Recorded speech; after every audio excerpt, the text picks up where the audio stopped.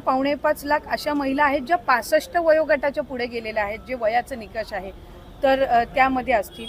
त्याच्यानंतर याच्यात सरकारी कर्मचारी ज्यांनी लाभ घेतला होता ते काही हजारांमध्ये होते, 14,000-14,500 असतील.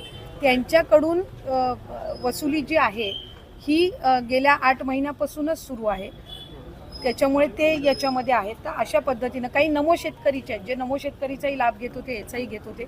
तर अशा पद्धतीनं ते साधारणपणे हा आकडा आहे. याच्यात सुद्धा काही आमच्याकडे ज्या लाभार्थी महिला आहेत यांनी विनंती केलेली आहे की त्यांनी KYC करून सुद्धा त्यांना लाभ हा बंद झालेला आहे. आम्ही त्याची फेर तपासणी करत आहोत, जेणेकरून कुठलीही महिला जिनी KYC केलेली असेल ती लाभापासून वंचित राहता कामा नये.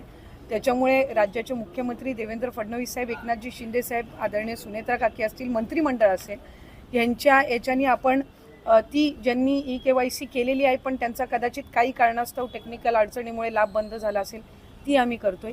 काही अशा आहेत ज्यांनी संजय गांधी निराधार योजना आणि लाडकी बहीण योजना ह्या दोन्हीमधून जे लाभ घेत होते ते छाननीमध्ये कट झालेले आहेत, पण त्यांना दोन्हीपैकी एका योजनेचा कंपल्सरी लाभ हा आपण देणारच आहोत.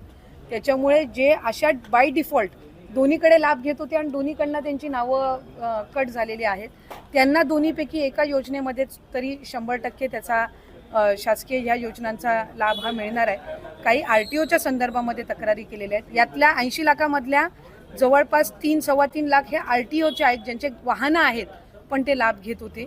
हा एक 6-8 महिन्यापासून डेटा मिळालेला आहे, असा कन्सॉलिडेट करून आहे. पण त्यातल्याही काही लाभार्थ्यांनी म्हटले की आमच्या नावाने म्हणजे निवेदनं आलेली आहेत की आमच्या नावाने कुठलंही वाहन नाही आहे, तर त्याची फेर तपासणी होईल. तर त्या पद्धतीनं आहे. आणि साधारणपणे ज्यांनी KYC चुकवलेली होती त्यांना 30 एप्रिलपर्यंतची मुदत ही देण्यात आलेली होती दुरुस्ती करण्याची. त्यामुळे असं आहे.